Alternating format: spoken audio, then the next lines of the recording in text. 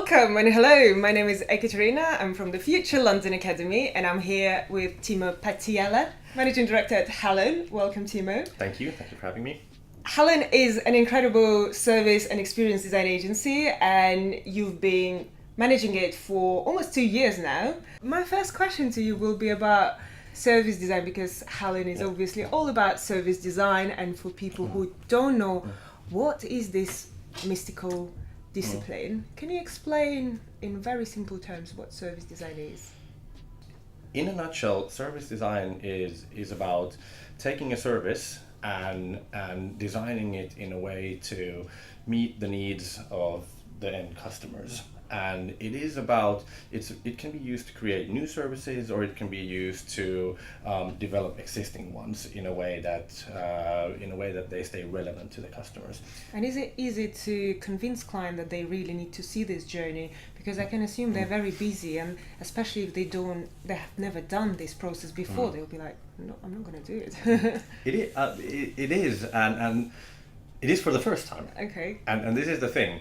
Many times when we have clients that are kind of first time going into working with a service design agency and doing this, it can be a little daunting because, and it goes to the same as selling service design. One of the things is that it is quite difficult to sell an outcome that we don't know exactly what it is. Because there is an element of trusting the process, and during the process we will find out what the outcomes are, but we need to start by understanding the customers and understanding the problem. And when we say that this is the project that we're going to do, we don't know exactly what the outcome is, or we can say that yes, it is going to be this, but we don't know what it really means. And this is difficult. But then almost every time that a client comes along the journey, there happens these moments of epiphanies, and they are like eyes wide open. They're like, wow, this is really working. And then it's just a matter of kind of keeping the momentum.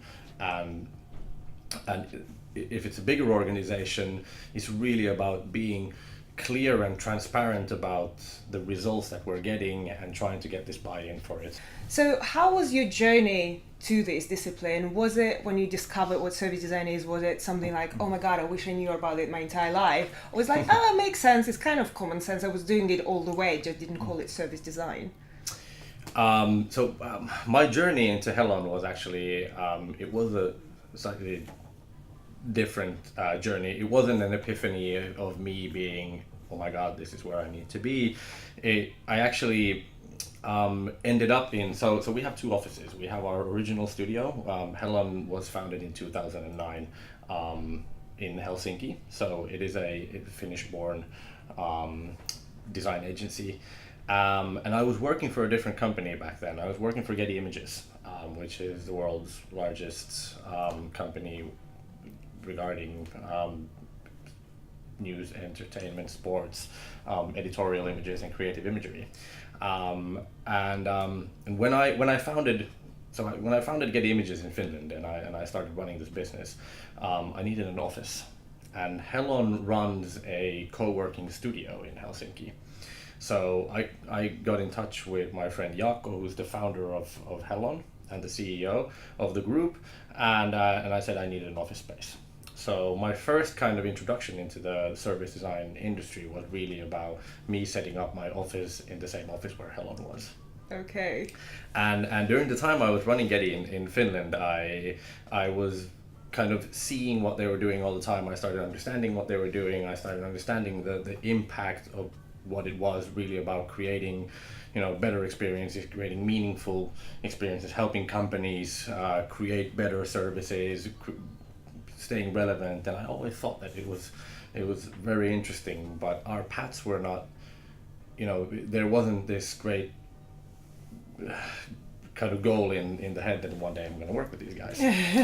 and what happened consequently was that so my journey took me from Helsinki to London. I moved to manage the Nordic region for Getty Images, and at the same time, but during that time, I also had the Getty Images office in Helsinki, but I was based here in London, and Hellon was about to expand to London.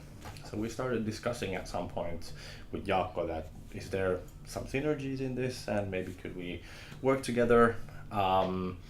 And long story short, after a certain period of time, once Hellon had already been founded in London, I came in. Another thing I wanted to talk to you about today, something that is very unique about Hellon.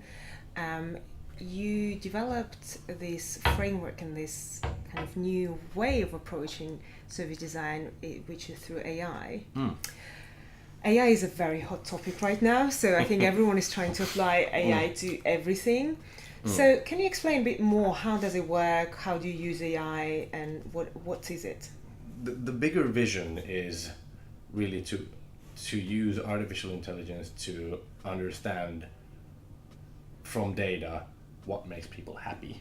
It is interesting, and we've really been working a lot on kind of understanding and kind of the AI side of understanding customer experience, and we have created some products around it that you can kind of put your customer experience related or employee experience related data in, and we can already kind of do optimized solutions for where to invest, and we just recently received a good $500,000 grant from an innovation fund after they did a thorough vetting, and they kind of told us that the work that we are doing in the context of customer experience and happiness in AI is cutting edge, and so now we are kind of putting on stage 2. And ultimately what we want to do with AI is we already understand written text, so we understand written text in a shape or form, saying that if it's the kind of sentiment of it, the semantic understanding of it, so if it's good or bad. We want to understand also voice, so kind of voice to text, so if you have a phone call, then it can come into automatically into text format, and then we can analyze the sentiment. But we also want to analyze the sentiment, and this is what we're working on now, is to understand how people are feeling when they talk, so that we can analyze the kind of sentiments within the speech, meaning that ideally in the future, if we have, let's talk about a customer agency like a telco, for instance. If we have a software or kind of a platform that they can plug in all of their written customer sort of feedback, so customers are writing them feedbacks, we can analyze that, saying that what are customers talking about, what are they liking, what they don't. Then we add their social media in there, which gives us more enrichment of what customers are talking about. And then we add their call centers in. Every single phone call that comes in, the AI can analyze it, understand the sentiment, and in real time plug that in. So in theory, or in practice in the future, we could have this customer experience dashboard for leaders, and we can in real time see what the customers are happy about, what are they talking about. We can analyze all the phone calls and voice interactions. We can analyze all the traffic from text and feedback, and this allows kind of data that would normally sit for a long time to become an asset that can be managed actively. So it can flag out saying that this is what people are talking about, they're angry about this is customer experience kind of point, and then you can actively work on that. But I think it's great that you have this advantage now of helping to understand the data and applying service design to it. I think on the other side, there is this saying that if you torture data enough, you can essentially get to any answer. So I wonder, how do you decide when you mention like which data sets apply to which pain points? Do you feel like sometimes you might be biased when you already discovered a pain point, you're trying to figure out which data set will match it? Kind of the biggest part of exploring artificial intelligence applications or machine learning applications in the context of kind of figuring this out is that there is always an element of exploration. Is kind of what we don't know exactly all the data that the customer has, and when we go in with the attitude of what is this data telling. And we've had briefs from a client that has been as broad as saying, what is our data telling us, where should we be investing? So we don't have a problem per se. We are just saying, understanding what does the data tell us about customer experience? Where should we be understanding? And we've been working quite a bit with the equivalent of TFL in Helsinki, HSL, and one of our kind of bigger AI projects were with them. It was really around understanding where should a company like TFL, Transport of London, but this was in Finland, invest when they want to improve customer experience. They want to improve their overall rating of customer experience, but they have so many different touch points. So, the buses, the trams, the metros, and then there's the bus stations, the ticketing machine, there's the online, and there's so many different touch points. And if you start thinking of all the touch points, it's like every single tram, the bus drivers, even the ferries, and all of this. And no company has the budget to say, we'll invest in all of these. So our problem was they came up to us saying that, where do we invest? Yeah. And we started exploring this, and we have a fantastic case study of this. So we were able to map out 26 plus 26 different variables. We used 26 in the end, variables of customer experience that are clear pain or areas that they could be investing, and they had a clear score. And also we were able to kind of at that given time understand that by investing in a combination of two out of the 26, it would affect the overall customer experience rating of the whole TFL more than by investing in any of the other 24 at the same time. Wow. So we were able to prioritize using artificial intelligence and understand the relations between these different touch points. And they were totally different touch points, that what they should be investing at that time. And the great thing about this is, the great thing is that we were able to pinpoint the two, but it doesn't give you a roadmap of 5 years. It tells you these are the things that you should be investing in now, and once they have been improved, the whole map changes, and you need to understand again what are the next interesting things. And where do you get this data? Like, I assume some clients don't even know where to look for this data. What we are seeing is that when we start doing kind of AI explorations with companies, is that the first thing is that before we got to the phase where we are now, where people are kind of furiously fighting to get AI, no matter what it is that people were talking about big data. And that meant that all these companies around the world were just like, data equals assets. And they were collecting data, and they have massive kind of data banks and data, but they don't use the data for anything. There was a study, I can't remember the exact numbers on it, but something like 92% of all the data gathered never gets used to anything.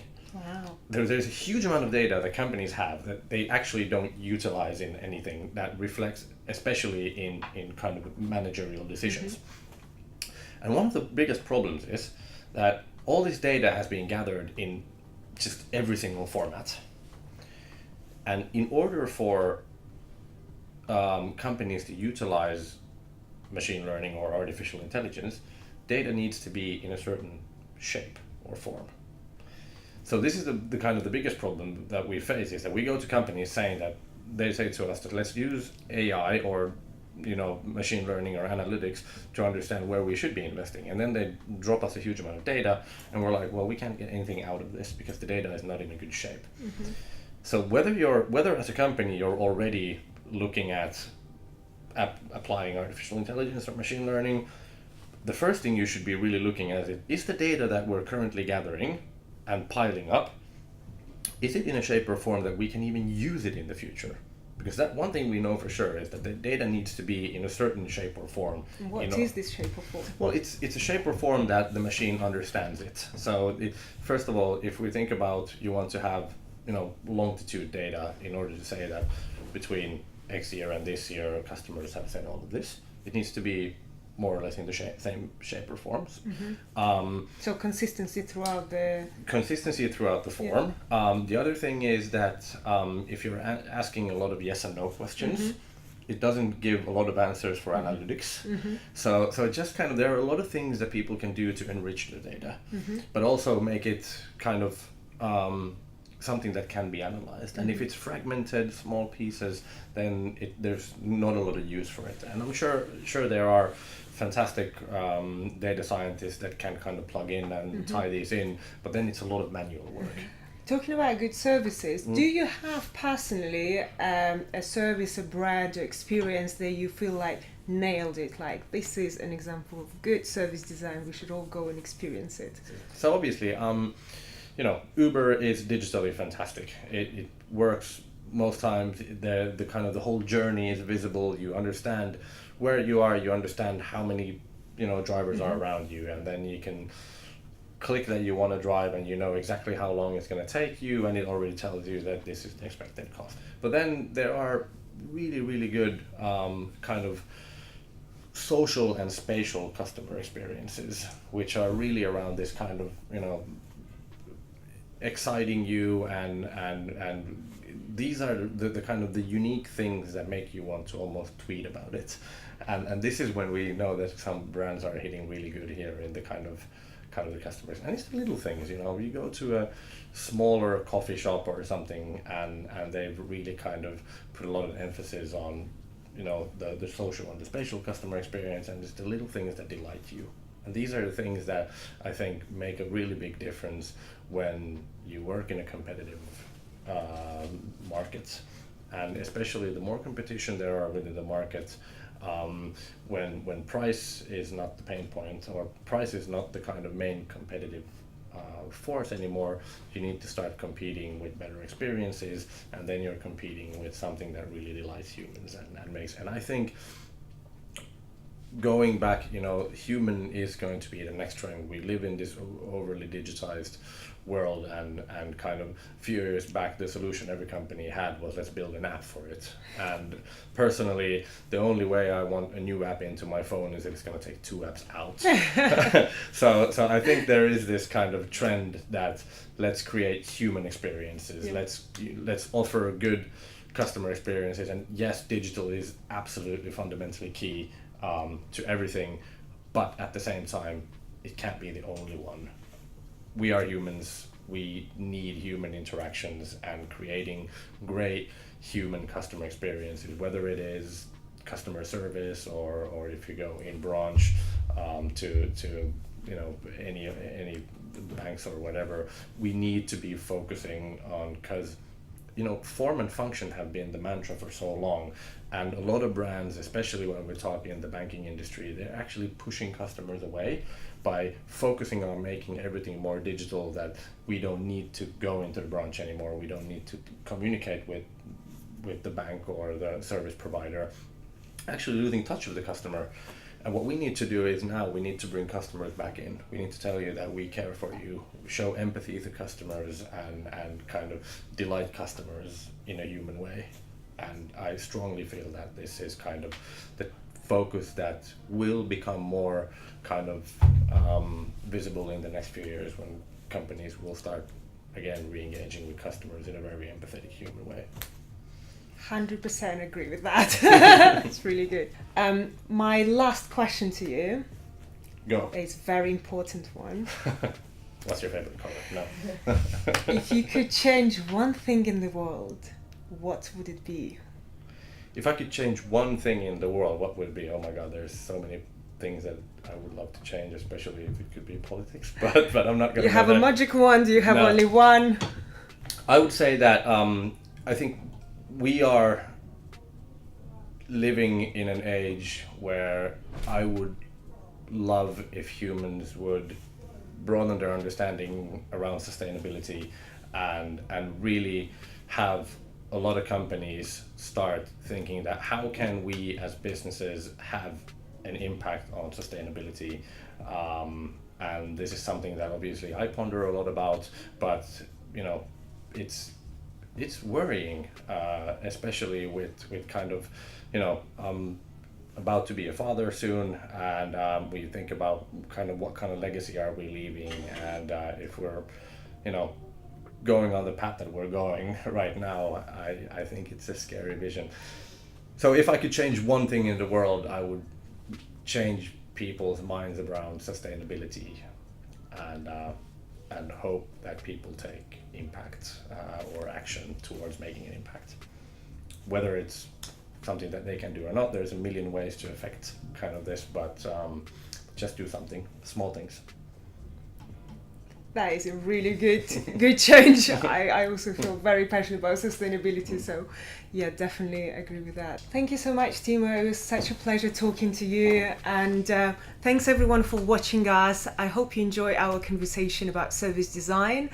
Please don't forget to follow us on YouTube, and those of you who will be lucky to be part of Design Thinking and Innovation Week in March will meet Timo in person in London, and we'll do an incredible AI and service design workshop, which I'm very excited about. Yeah, it's going to be interesting. So we will be talking about the implications of artificial intelligence in the future, how it links to designing services, and then we'll talk about some future implications for different business disciplines. So I'm looking forward to it. Exciting. Well, thanks again, and until next time. Thank you.